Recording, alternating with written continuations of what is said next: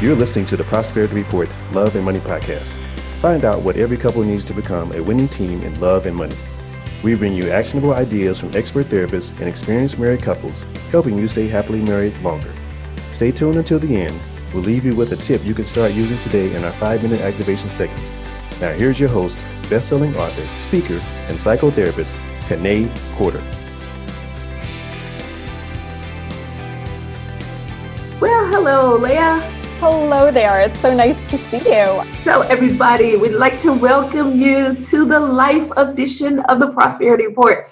I am Kanae, and I'm here with my good friend Leah, and we love to talk about all things life. Mm-hmm. So today, what do we have in store, Leah? Well, the first thing is you and I were just chatting, and we're reflecting on our last podcast that we did together, where we broke down the impact of an incredible conversation between Steve Weatherford and Ed Milet.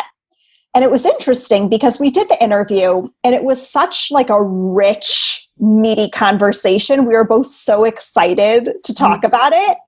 And then after we recorded, I text you a few days later and I'm like, hey, Kanae, did you feel like we were kind of off during our last interview? And you were like, yes, girl, we were totally off. And it was cool. Like, number one, I love that, Kanae, you and I have this relationship where, you know, we can just be honest and vulnerable with each other. And that's like, it's not just all good. It's kind of like an expectation within our relationship. But also that we were both kind of in tune, because if you listen to the interview, like on the surface level, there was nothing really wrong with it. You know, there weren't like a misstep or anything. It was just more like energetically. It just didn't feel like we were kind of in the groove in the way that we tend to be. So, and I know what you mean, because maybe somebody watching or listening wouldn't even know, but for us, we know how we flow. You know, we know how we work, and we didn't feel that flow. And then we kind of both evaluated it, I guess, analyzed what was happening around that time and how it was to be, which is another part of our relationship. We really aren't surface. We go deep with every conversation, even if it's just like the weather is nice. What is the universe telling us with that? It's funny though, like I don't have any. A friend of mine said this to me, like, Leah, don't you have any surface relationships? Because I was talking about a situation that I was having with a friend of mine. And, you know, I was mentioning that I wasn't feeling like it was a long-standing friendship. I wasn't feeling like we were continuing to add value to each other's lives. And this man is like, he's an accountability buddy I have. He's like, well, don't you just have like kind of fluff relationships in your life? And I'm like, absolutely not. You become the average of the 5 people you spend the most time with. And I take that very seriously. And I only want to surround myself with people that I would want to be the average of. Yes, absolutely. And that's why I thought it was so important that we at least say, what was it? You know, what was disconnected? One, just to check in with us. We were cool. We figured out that we were cool. Nothing there was us. But what we found was that, one, the conversation was so meaty that we couldn't do it justice in the 20, 30 minutes that we had. Because it was, a little bit over an hour conversation. And it was like every other sentence was a truth bomb. It was so rich. And so there was so much to cover. I think we maybe got a little disoriented and didn't kind of know what to focus on. Plus, what I also found was that we both had a different direction, I think. Like you took something from it, I took something from it. And because usually somehow our whatever we get from it usually just comes together. So we were both in our ego and in our masculine energy at that time. And normally when we're together, even virtually, we're in our feminine energy. But because we were in our masculine energy, we were competing unconsciously, of course, but we were competing for that conversation and we didn't even realize it. I'm curious if all of the listeners know what you mean by that. I imagine some don't. Maybe you want to break it down. Yeah. So first I'll take ego. Ego is that part of you that what I say is right. Like, listen to me. You can have your opinion, but mine is the greatest. Ego is that part of you who doesn't really have that sense of oneness in the world. Ego is very isolated and separate. Yep. But what would you add to ego too? I'm smiling because I am so excited for this weekend. I'm going to a workshop that's led by a woman named Dr. Shafali. She's known for being a parenting expert, but she's also a meditation master and a psychotherapist like you. Brilliant. I saw her live a couple weeks ago. I was so taken by her and her wisdom that I signed up for her big weekend event, which is coming up.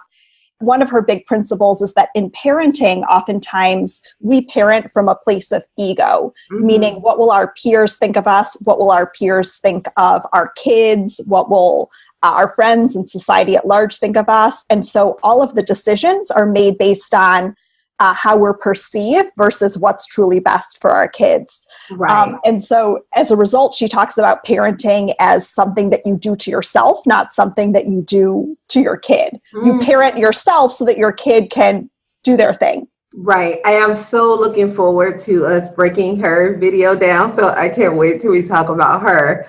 Yeah. And I see ego as that external, like very external, showing off almost. Yeah, as opposed to, I would say it's kind of like the opposite of connecting, maybe. So it comes from a place of wanting to be seen, wanting to be validated, wanting to get it right, versus like in the moment, present, connecting. Yep, I'm there, totally there with you.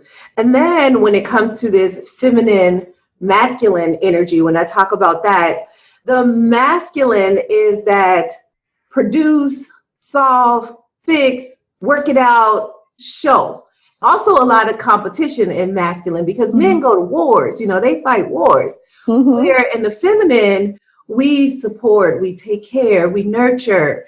And normally in our conversations, we do a lot of nurturing of each other rather than competing. But this time it felt like we were competing, and not on the highest level of competition, not where there was some strife or anything, but just a tug. It was a tug and a pull. And rather than us flowing and going with the flow, we were very much like, no, come to my side. No, come to my side. Wait, let me share. I want to share. And almost in the childlike ego, because it was innocent, it wasn't malice to it. Yeah. I have a couple additional thoughts on that. I feel like you and I were both in very masculine roles last week. You were presenting, you were at a conference, I was at like back-to-back conferences. And so it's funny, like, I think when you're a woman and you're switching back between masculine at work and feminine in your relationships, that it has to be very intentional. Because when I'm in work mode, I am like ultra masculine. I'm producing, I'm getting shit done, I'm closing deals, making stuff happen. And negotiating. That was literally how you and I both were nonstop last week. And we made time for these conversations because they're so important to us, but we forgot to kind of take that space and that breath, not just to reconnect with each other, which we hadn't done because we had been busy, but to kind of like get back to the why behind why we do these conversations. Like, it's not about being right. It's not about like looking good. It's about carving out space for you and I to have authentic conversations with each other and then share them more broadly. Yeah. And the sharing part is really the most important, because we could have this over the phone, but we do this on video so that we can share it, because we believe that the rest of the world doesn't get to have deep and meaningful, just like the gentleman who said to you, don't you have fluff relationships? A lot of people have fluff relationships. Oh, we go shopping together. That's why we're such good friends, Right. Or we go to the ball game together. That's why we're such good friends. He has season tickets, but not that deep, meaningful. Man, I see in your eyes is something going on. Let's discuss. And we get to share that with the world so that, one, they can see the example, but, use us maybe as an example, but also so that they can do that in their relationships and not rely on the fluff relationships, because you won't have self-expression, like full self-expression. Yeah, which is such an awesome segue to the episode that we're going to talk about today between Will and Jada Smith. This was episode 1, season 2, Red Table Talk. This was the impetus for these conversations to begin with. They're back, they're on air. And this was, you and I were like doing backflips about this show. Yes. And I think one of the reasons why it was so powerful was the level of honesty, vulnerability, and realness that we got to be a fly on the wall for. Yeah, especially on the male side, because we love us some vulnerable men. And I think the sexiness comes when you have a man who can be vulnerable, but also strong and confident. You were talking about one of the things Will did to kick off his relationship with Jada. Do you want to maybe share the backstory of the complexities and nuances behind how they met? Yes. Well, first I will say this. What I thought was really funny was that as Will was coming to the red table, he was like acting silly, like being the Will that we see on TV. Yeah. When he got to the red table, he completely changed. And I remember Willow saying, I hope Daddy's not going to be all jokey. Yeah. And I thought about it. I was like, man, they can't come to such a serious topic and then bring total joke and deflate the whole seriousness of it. But he didn't do that. He brought it. And I like the fact that he told the story that he saw Jada on, what's the name of the TV show? Different World, right? Different World, yes. It was totally not in my head. So he saw Jada on A Different World and immediately was like, I got to meet that girl. And of course, because Alfonso knew everybody, he went to Alfonso and said, introduce me to her. Alfonso is taking him to A Different World to introduce him. And in the meantime, he sees this guy who's supposed to be the one to make the connection with another girl. And he's like, wait, who's that girl? And then he gets introduced to that girl, which turns out to be Cherie, the lady he married, later divorced. But the whole funny part about it was that he went there to meet Jada, was interrupted by Cherie, married Cherie, later had a conversation with Jada finally and realized that's who I was supposed to marry. Mm-hmm. But staying in integrity, he was like, oh, well, I missed the boat and I'm already married and I got to stay in this. 2 tears, he realized this. Mm-hmm. Later gets divorced, still remembers Jada. The day he signs the papers, ink not even dry, calls Jada, says, hey, Jada, you seeing anybody? No. You're seeing me now. Gangster. I love it. And just going back to what you said initially about Will kind of being in this really playful, he was pretending like he was going in for a fight on his way to this conversation. Even men need to switch back and forth between feminine and masculine energy. As he was walking up to this conversation, ultra masculine, he sits down at the red table and he's ready to talk about his feelings for an hour in a really deep personal way. Men have to do it too. He wouldn't have been able to have the conversation they did and have it have the impact it did if he was still in that masculine, playful state. Yeah, that's so kudos to him for doing that. Yeah, that is. I was so proud of him, through the whole interview. And I'm not a huge Will, I'm not a drop dead Will fan. My parents are. Most people are. I like Will Smith. And I love his hustle. But I'm not in love with everything that comes out of his mouth or every movie he does or anything like that. But in this episode, I was like, wow, stand-up guy. And the reason is because I don't really get into characters. And because I don't know Will as a person, I can't fall in love with him. Yeah. But seeing him at the red table, and just like seeing Jada over the weeks at the red table, allowed us a glimpse into who they are as people. And to be able to see somebody toggle between their masculine and feminine is honorable, admirable.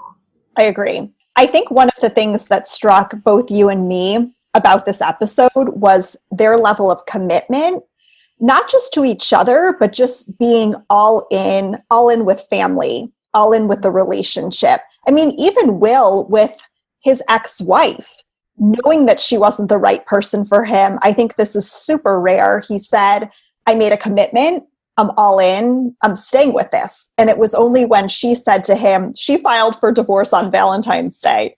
Yikes. Wow. And he's like, I'm not divorcing you. And she said, even if I don't love you. And that was kind of that was the final straw. And then, but I think that idea of being all in and the lengths that they go to not just be all in, but to be all in a really profound, high level way. Loving, taking communication classes, who does that, and And you think like they're actors, like communication is their strength, and yet they're still honing those skills so that they can, continue to grow as a couple and grow as individuals. I thought was super admirable. Yeah. Awesome that they were proactive with that. And Jada said something about like they had made each other their matches, like they would have kind of beat each other down if they ever let themselves go too far. So that's why they had to take those communication classes. Yeah. So I like that self-awareness. I'm a big fan of awareness. Even if you don't change, as long as you know like what you're doing. Not only did they have awareness though, but they put some systems in place to help keep from going where they knew that they could go, which would be volatile. Yeah.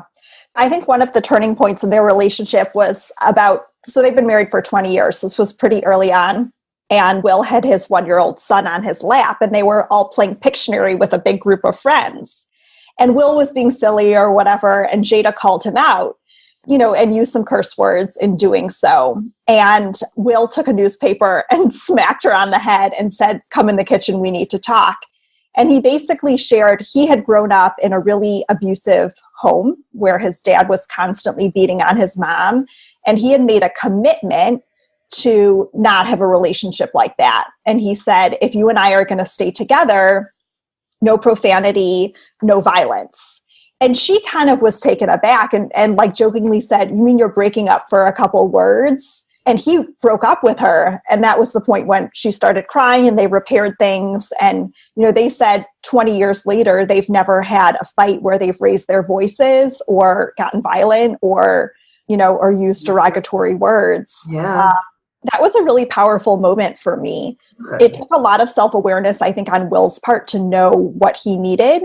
And I think it took a lot of openness on Jada's part to receive that and to honor it. She grew up in kind of like a tough Baltimore neighborhood. Like her style that definitely wasn't her default, but she was able to kind of step up and give him what he needed. So I thought that was a powerful moment as well. Yeah, it's interesting that you talk about that because that is something that I would say I need gentleness because the episode that I did on October 1st, I talked about my background and, my parents, my biological father being abusive and my grandfather on my mom's side being verbally abusive. So I experienced that. So I would say that I need the same thing, but I don't know that I would have been able to articulate it, especially not early in a relationship, not early on. I don't know that I would have been able to articulate it. In fact, I don't know that I would have been able to articulate it until about now in my life. Do I realize that I do need that gentleness, that words of affirmation are my love language. So not only do I need that to feel love, if you go the opposite way, I'm feeling basically abused. Mm-hmm. Yeah. So I thought that was awesome that he was aware of that, and he made me even more aware of it myself. I would agree. I'm right there with you. I also think it was interesting that they had some observations about language and energy that comes out in conflict. They said oftentimes when you get into an argument and you don't take time to realize what's going on, process it, and then come back to your partner in a different state, that not only are you then fighting about what caused the argument, fighting about how the argument played out and the words and the energy that came out in your arguing. I thought that was insightful. I'm sure that's obvious to you, but it just kind of was put in a different way to me that I thought was interesting. They talked about how Will even has scripts that he goes to. When he gets mad, you often aren't thinking straight. And he has certain default phrases he'll use that will allow him to take space to process what's going on, really figure out what's behind it, and then come back to Jada in a place where they can actually have a meaningful conversation. And I thought that was a good practical tool to have. Yeah, and to give you guys a tool just in case you need it, what he said was, one of the things that he said was, "I'm impaired." And then Jada totally called him out. She's like, "Will Smith, you've never once said that to me." That was him being the best version of himself in what he'd say. She sure did. I forgot about that. She totally called him out. But that was such an awesome sentence because I know that there are times when we are impaired and our judgment and the words that we choose are way more hurtful than we really want to be in the moment. We're just hurting. So we go there and then we wish we didn't. And like they said in the video, you can't take that back. Or like my friend Kristen says, you can't put the toothpaste back in the tube. Right. Yeah. And I mean, even Will said, like, you can apologize 1,000 times and the memory of what was said is still there. Yeah. So you really want to be thoughtful about that. And I think going back to the theme, I think of this is that commitment. They had commitment to take the time. Take the time. You know, your argument is not that important that you have to get it out right then. In fact, if you wait, it doesn't even have to be an argument. It can just be a conversation. Yep. I was really blown away by Willow's comment at 9 years old that she could see. Actually, no, you weren't blown away because you always say how crazy insightful she is for a 17-year-old. Like that's your go-to. She's your favorite. I know that about you. I was expecting. I'm like, yes, of course she has something great to say. Even at 9 years old, she is like bringing the wisdom and almost like she had, you know, some like compassion and maybe a little pity, some empathy for him. She was like, oh, you have this picture in your head of a family and it's not ours. Yeah. What a wake-up call. Like, what a cool gift she gave to Will there. Even though he said he was upset that day. Right. Of course, though. Right. Nobody wants that realization smack in the face. Yeah. Actually, I would want that.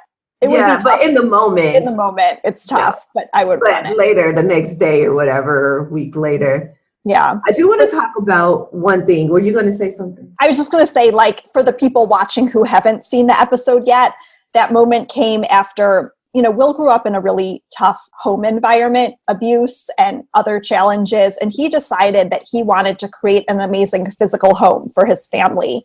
And the whole time he was saying it was for Jada, and he was naming like the lake outside after Jada. And it was all about the family. And Jada called him out.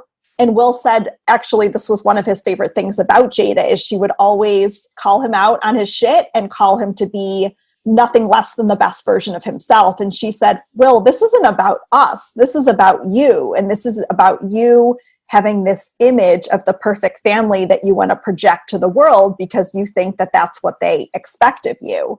And that was a big aha moment for him. And I think probably a turning point in their relationship.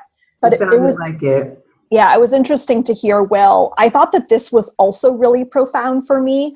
Will was saying, like, I thought if I was succeeding in the world, then the relationship was succeeding. Yeah. And he talked about this period of 6 months where Jada was crushing it with a TV show. Willow had just hit her big single. Jaden had just done Karate Kid, Blockbuster, and they won a Nobel Prize. And this was the period of time when Jada was crying every single morning. It was like for 3 months straight, crying every morning. And externally, he was on top of the world. And inside, he felt like a failure. Mm-hmm. Yeah. That kind of leans into where I was going to go. And that was their commitment. But still, they didn't have a commitment to peace and happiness. They had a commitment to a picture. Mm-hmm. And that disturbed me, one, because it just didn't seem like the picture I had of Jada. Like I never would have thought, but it goes back to the character and you just don't know who a person is. So you would think because of the persona that she portrayed that she would be like my t-shirt, like I'm not going to be unhappy for more than a few minutes. Like you would think that would be what she would call Will to do. Now she was calling Will to be his best self, but she wasn't being her best self. She wasn't holding herself to the same standard that she was holding Will to. She was taking less because she felt like maybe in order to support my man. And if you remember, she said this in a much earlier, the episode with Gabrielle Union. Yes. She said that like supporting my man, that meant I was good. If my children and my husband are happy, I'm supposed to be good. Yeah.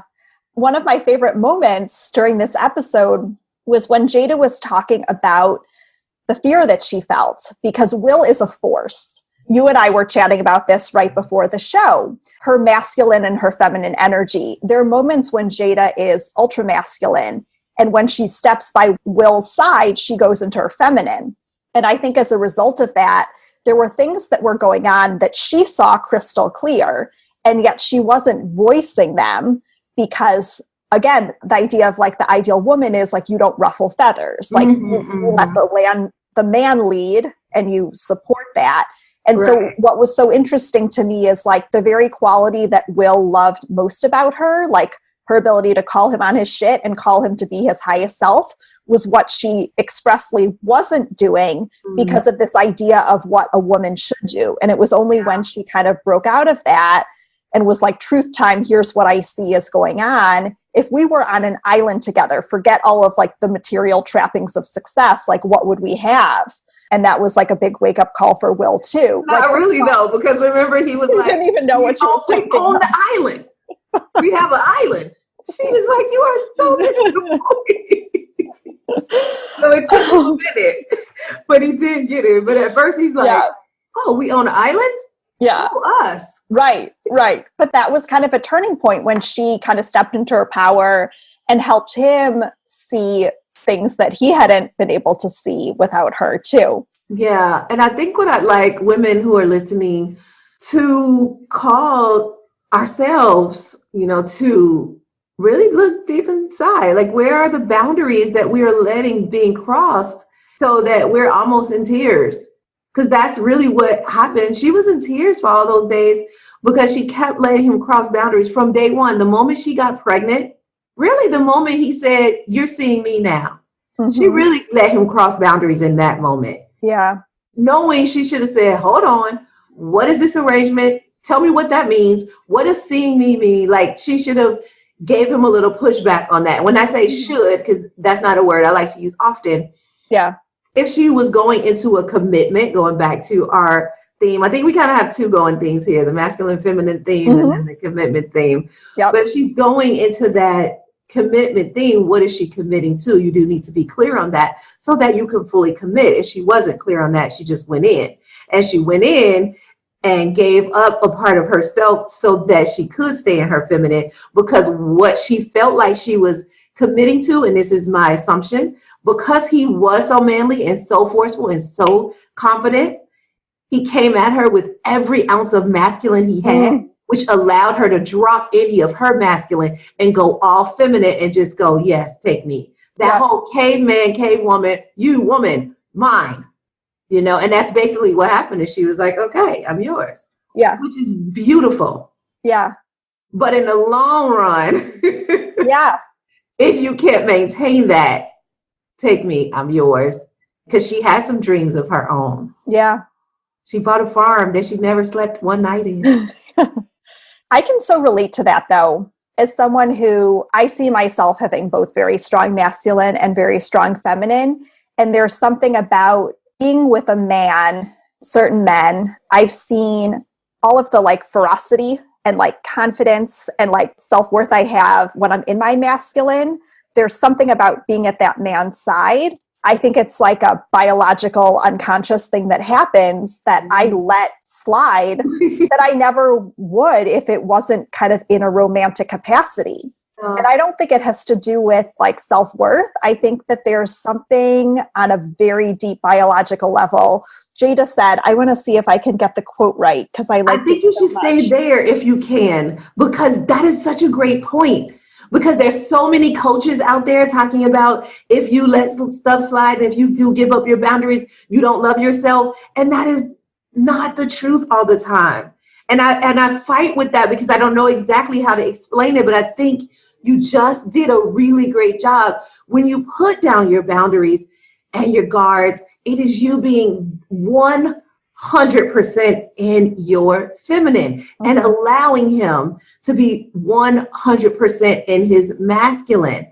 And that is really beautiful. That is not about not loving yourself. Right. That is about loving your feminine energy so much that you let her live. Wow. Yes. I feel that true. Which I don't get to do a lot. So when I see it and when I am able to, it is like cave woman, like take me. Yeah, I'm the same way. I don't do it often. I can like count the number of times on my left hand. And when it happens, it's like this release and you just sink into it, right? Yep. So I can see that. Yeah. There was a quote that Jada had. It's on one of my, like, you know me, I love to write everything out and, and plan it and Yes. all that. Highlight. All that juiciness. It's on one of these sheets of paper that's surrounding me right now. She said something along the lines of, and this was with respect to her fear. This was the very closing moment of part 1. She said, I was afraid. And so I let shit go. And then I became resentful. And then it leaked out. And then I think that was kind of like the teaser for the next episode where I guess they had a breakup, which I didn't even know about. Right. Yeah. So I'm looking forward to the next episode, and I don't know if we'll discuss it here, but of course, we will definitely discuss it. What I'd like to do is kind of recap or restate some of the things that in this episode, this Prosperity Report Life Edition episode, that we love the audience to take away, because one of the things that I pride myself after, and I know you do too, is that we do leave our lessons behind because we don't have those surface relationships. We do want to make sure that people are taking something away from the time that they spend with us. And sure, they're probably doing that, but because we're so responsible, maybe we can see if we can come up with a few takeaways to make sure that they leave with. What do you think? Your thoughts? Well, there was one takeaway that I had that we actually didn't cover, which was in the early stages, Jada and Will were having these moments, whether it was like a conversation or they, crossed paths at a party. They had these moments of incredible connection. And yet, for whatever reason, it wasn't the right timing and they didn't force it. And that was something that really hit home for me. There have certainly been times where I've felt incredible connection and energy with a man and it doesn't materialize. And I think in the past I had tried to pursue. Again, this is I work in business development. What I do 12 hours a day is I pursue and I get shit done and I make shit happen and I close deals. And I think in the past I would try to do that romantically. And I love the lesson of just kind of being easeful and letting the universe work its magic, divine plan. That was one of the lessons that I took away. Yeah. And I'm with you. It's something that I've learned over the years. I do this work, I teach this, and you teach what you need to learn. So in the beginning, it was something that I needed to learn because I was very forceful. I literally listened to the 7 spiritual laws of success every single day in 2015. And the one chapter that I listened to the most was do less, accomplish more, because I was a pusher, push. And I needed to wait for the universe to just pull me in the right direction rather than pushing everything. And it was just too much. And I can live in my masculine energy too, where I'm I remember a story when I was in high school. And I went up to this guy and I was like, he didn't even go to our school. He used to visit our school. And I was like, hey, are you still dating that one girl? And I said her name. And he was like, oh, no, we broke up. I said, oh, okay, here's my number. Give me a call. And he was like, okay. And he called me. He's like, I have never met a girl like you. How do you just say what you want and then get it? And I was like, I didn't know there was another way. Yeah, right. Totally. Right. So I've been like that since I was a kid. And then I'm telling my boyfriend about this episode, and I applaud Will for being so confident and getting what he wanted in the relationship, even though I saw Jada not getting what she wanted in the relationship. And I was like, and that's just so honorable. I love that quality about him. He was like, you have that quality. I was like, oh. So funny. So I get what you're saying. We get it done. We are closing deals, negotiating, going after what we want, pursuing our dreams. You ended up at a conference with a moment's notice last week. That is what you do. You activate. Yeah. And so because we're so activating. I don't know. I just made that word up. I'll go with it. Because we're that, it means that we stay in our masculine so much that we are committed. We're committed to what we want. And we think that intentional means forceful. And intentional doesn't mean forceful. Intentional really means gentle. Just hold the intention in your heart and your gut in your head, and then allow the universe to do its work. That's where the force is. Gravity, like the universe created gravity. Do you really think you need to do anything else? Really? Oh, that's such a good segue. So maybe not the next episode, but the one after that we'll do is all about the work of Dr. Shefali, who I get to see live this weekend. And she had a whole incredible, I don't know if we call it a podcast, but let's just call it that for now, on manifestation. So perfect segue to ease and allowing. Yes. So those are our takeaways. We talked about commitment. We talked about intentions. We talked about knowing when to be in your feminine energy, knowing when to be in your masculine energy, and that's male or female. And now we're going to talk about manifestation. So be with us on this next episode of Prosperity Report Life Edition. Leah, I miss you so much. I miss you, girl. I know we cannot go this long without talking, because then we end up spilling it out for the whole world to hear. Cool. Well, guys, we'll see you soon. See you sooner. Sending you a hug. Bye. Hey guys, thanks for listening. If you want more love and money conversations, subscribe to this podcast. Also, tell your friends about us. I'll see you next episode, but in the meantime, head on over to KeneQuarter.com for more tips, tools, and resources. And go ahead and leave us a comment if you like. We'd love to hear from you. This show is not to replace professional counsel. The best advice comes from a professional you know. The topics discussed in this podcast are general in nature and are for entertainment and informational purposes only. We encourage you to meet with a professional to discuss your specific situation, whether financial or therapeutic. That's all for now. I'll see you sooner. Remember, no matter what anybody ever tells you, you can have wealth in all of its forms. Believe it, and you will soon see it.